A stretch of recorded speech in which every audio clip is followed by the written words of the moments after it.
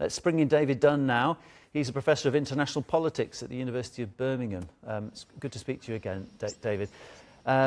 International law says Donald Trump can't go in with his military into Venezuela, and leading Democrats say that legally he doesn't have any right in the US internally to launch any kind of military mission. But Donald Trump is doing a really good impression of somebody who is preparing to invade. So what do you think? Is he prepping, or is this a giant Trump bluff? Well, as you say, first of all, Donald Trump doesn't seem to take any notice of Congress, who have the right to declare war or to sanction the use of force. And that's seen in the way in which he is illegally attacking the boats coming out of Venezuela without any attempt to interdict them. He just destroys them, and many analysts regard that as murderous and certainly illegal. In terms of intervention into Venezuela more broadly, the same thing applies. But Trump is unusual in that he's not someone who is bothered by international law, international precedent, domestic law, or the constitutional arrangement. He is someone who actually seems to be wanting to make up his own rules as he goes along. Whether that means he's going to invade is another matter entirely. He's actually been fairly cautious in the use of force. If you look at the way in which he used force in Iran against its nuclear facilities, it was very limited in scope, in timing, and actually he gave warning to actually avoid the loss of life. So he's quite measured in the way in which he uses force. What he's doing here primarily is putting economic and political pressure on Venezuela. Economically, he's trying to squeeze its trade and to disrupt its revenues. That's also designed to have an impact on Cuba, as your report suggested.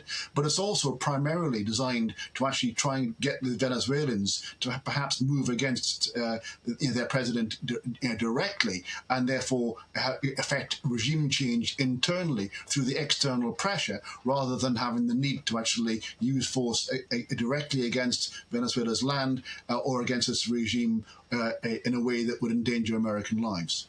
That is the crux of the matter, I think you just touched upon there, because I'd argue that the chances of the pressure that Trump's applying, of that actually getting Nicolas Maduro to voluntarily step down himself, are about as likely as it is for Vladimir Putin to admit that he was in the wrong and admit defeat in Ukraine. So if Maduro's not going to step down, it's almost certain.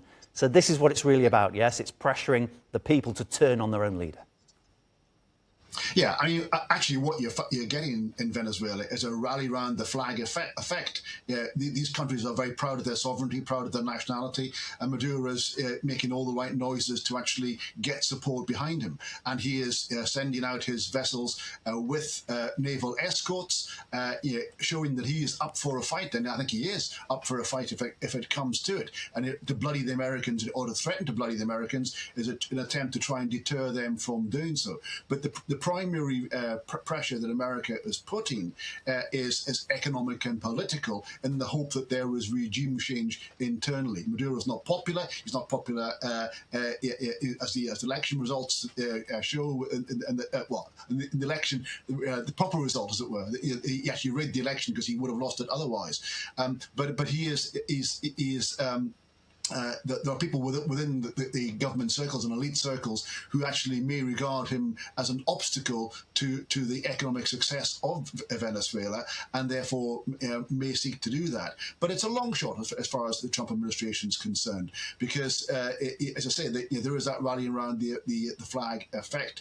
And even if the Maduro was removed, it doesn't necessarily mean that the American oil majors would want to invest in Venezuela thereafter. It's politically unstable. There's no long-term prospect of success. There's huge investment needed, and there's no guarantee that there will be returns on that for the American oil majors. And therefore, Trump's desire to get Americans to profit from this is not a given. So perhaps a bluff at invasion backed up by a genuine effort at regime change. Great to get your analysis, David. Thanks. David Dunn, Professor of International Politics at the University of Birmingham.